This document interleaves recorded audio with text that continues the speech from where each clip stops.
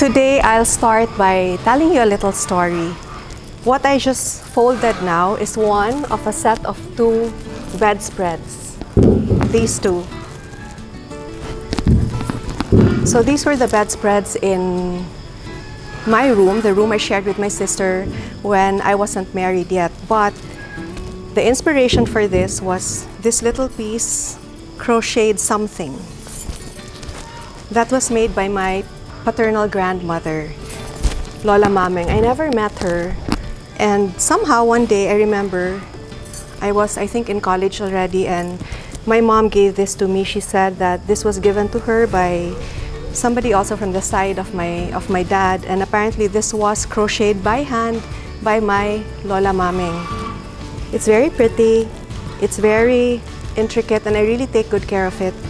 So I loved it so much that, if you remember in the past, I told you about this lady who taught me how to crochet, si Nang Rising. So I showed this to her and I said, Nang Rising, I want to have bedspreads and something for the table also in this exact design. So we were not able to find thread that was exactly the same. But Nang Rising did find this, and she started by making 2 squares. One for me and one for my sister Karen. This was in our room, and also the 2 bedspreads. So they're very, very precious to me because they're handmade and they come from people who really meant something to me. I will fold this. And I wanted to tell you also about how this little brand that you now know as Truest started. So back in 2015, when we launched Truest as a brand, it was very quiet. We did not have a big marketing plan. We did not have an advertising strategy. We just knew that we had beautiful products, we had a beautiful dream, and we were ready to launch it. So we started with just 2 product lines: a candle that came in 3 cents. I'll tell you about that in a future episode. And luggage cubes. So the luggage cubes is what I am featuring today. This is our hero product, and it now comes in 3 styles, and in many color combinations. I can't run through each one by one, but if you check Topiary, the store, you will see all the designs that are there. So anyway, the luggage cubes, like I said, is our hero product. It's one of those that whatever we launch just sells out. We launch it in different combinations, and it's not seasonal. All year round, there is a demand for it. It comes in, like I said, it comes in 3 different styles and 2 others in a compression style. But the one that I will show here now, it's so cute because it also matches the design of the colors and the design of the bedspreads that Nang Rising and Lola Mameng made.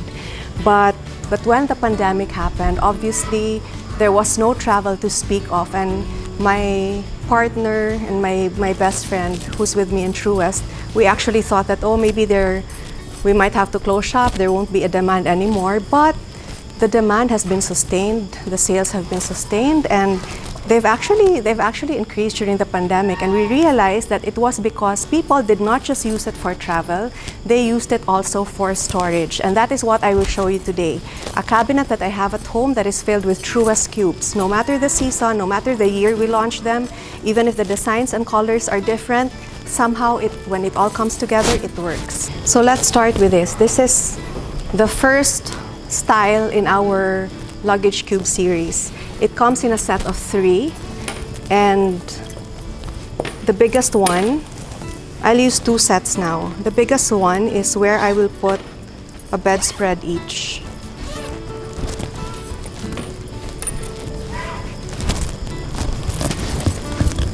So I've folded it already.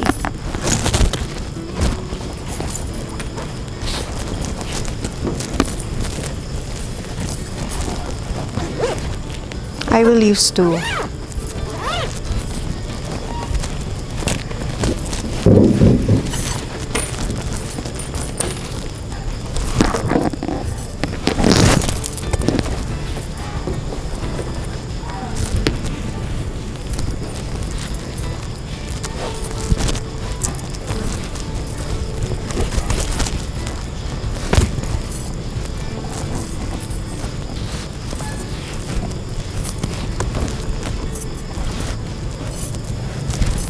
And then, before I pack the others, the zippers, we will put this in the cabinet.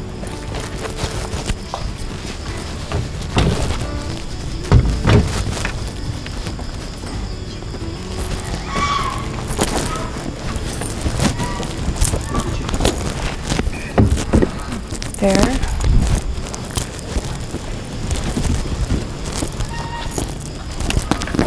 And then here.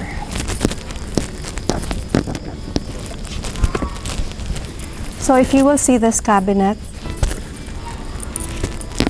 I've sort of categorized them. This is where I keep some of the linens. Here we can put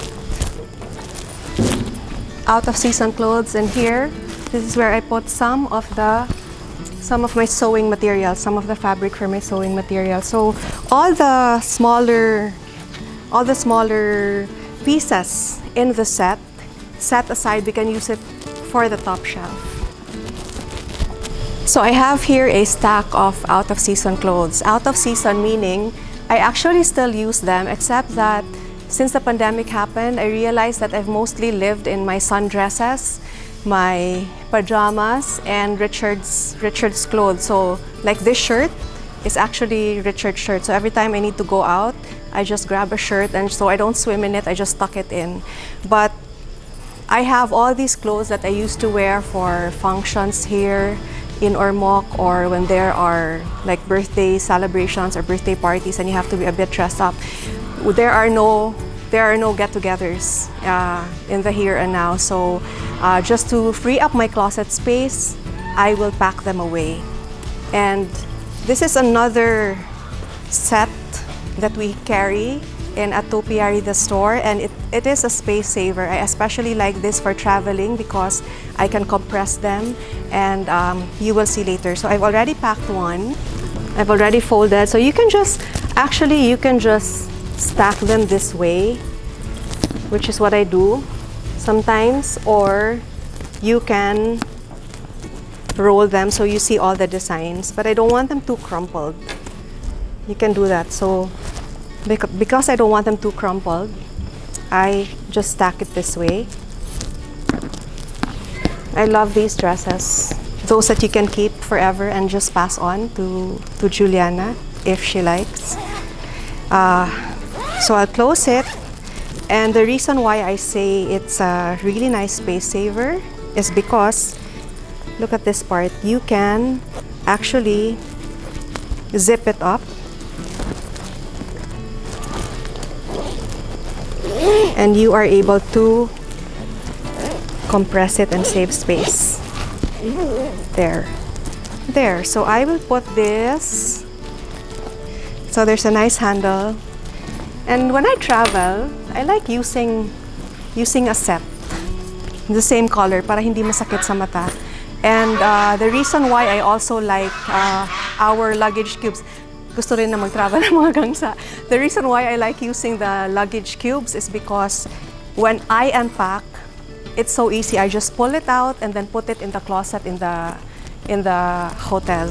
So this one, you will see that I will put this in the closet, and the smaller ones, this is what I use for all my sewing projects.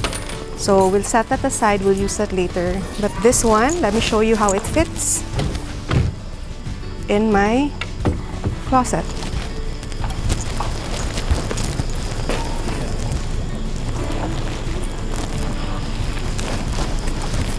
Here, like this one can actually go under.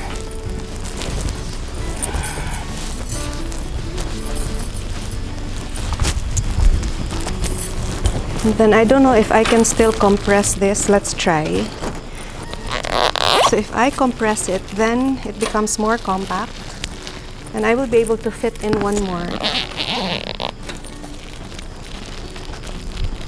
Never be one of those people who think that you can just stuff your kalat in the closet and only you will know anyway. Magulo sa utak. So dapat, even if it's a closet and nobody really sees, it's nice knowing that inside, everything is as it should be. So see how thick it was and now it's this slim there. And we put it here. Okay, this one I can use again for my little sewing projects or scraps of fabric. Let's put this here beside my sewing kit. And then, so as you can see, I have all these fabric. Some I have bought on trips a long time ago. Some I order online. Some are local. Some come from far away. But these are all the different fabric that I have in my little stash.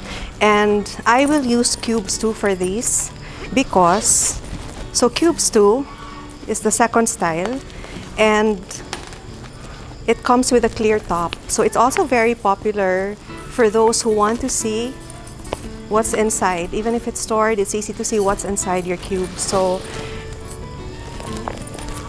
it comes in 3 sizes for each set.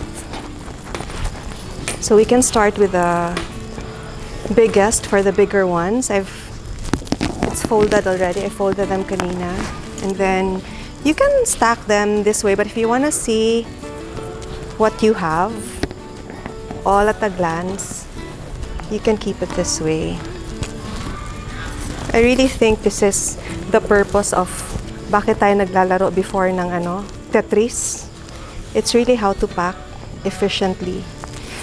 So it's different sizes because I've used up some. Some are still intact.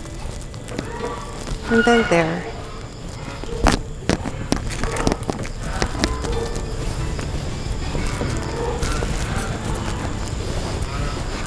Okay. Just like that. There's room to add more. And then for all of the smaller ones, I can put this here. I have a bigger one. This is supposed to be this is a set that I bought. It's supposed to be for a quilt, but I haven't started yet. So I can put that here.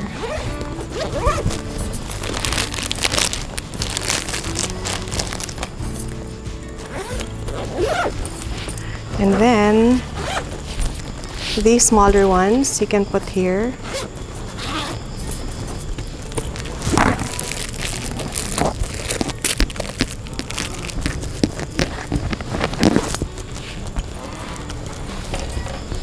So they come in bundles.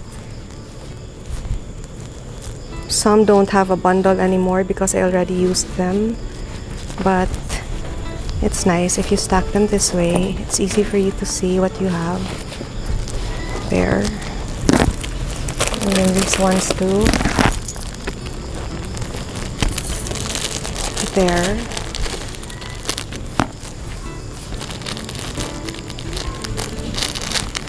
These were really my treasures. When I was little, my treasure was pretty paper, like stationery. And now that I'm older, it's pretty fabric, although I still like stationery. There, and this one you can still fit here on the sides, or it can be in another pouch. We have more there. Okay, let me see. But what's important is when you organize it in a closet space, you dedicate a shelf to certain things. Like for this closet space, I already showed you kanina that it's for like precious things, like the linens that my lola and ang rising made. The second shelf is for out of season clothes, and third shelf, the top shelf, is for my sewing project. So I have other cubes here that I can still use for the remaining material, but this one I can put in here, there, together with my other materials for sewing. Then I can stack this here. And these I can put in the smaller cube.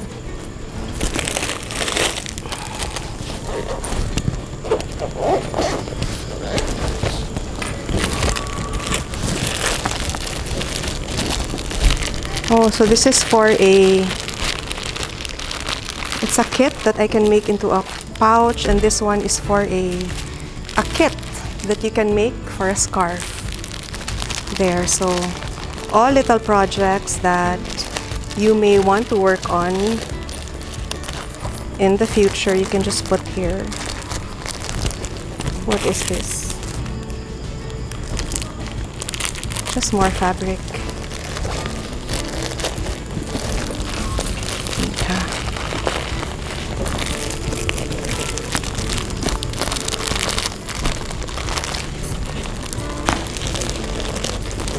And remember all the smaller cubes kanina that we did not get to use for the lower shelves? That is what I use for the smaller items we need to store. So this one goes in here.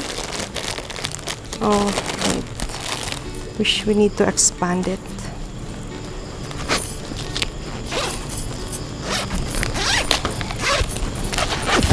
There. There's room for more. And then, I don't know if we can compress it. Yeah, we can. Just to save space. There.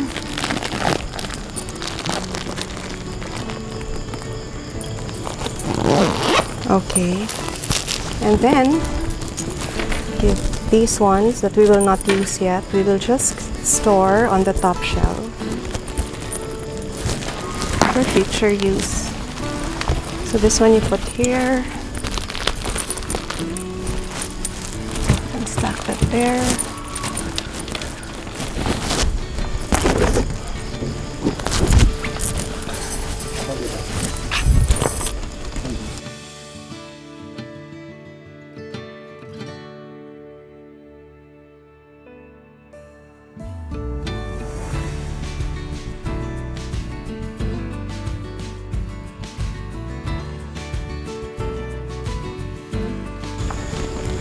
Sarado na ang tindahan.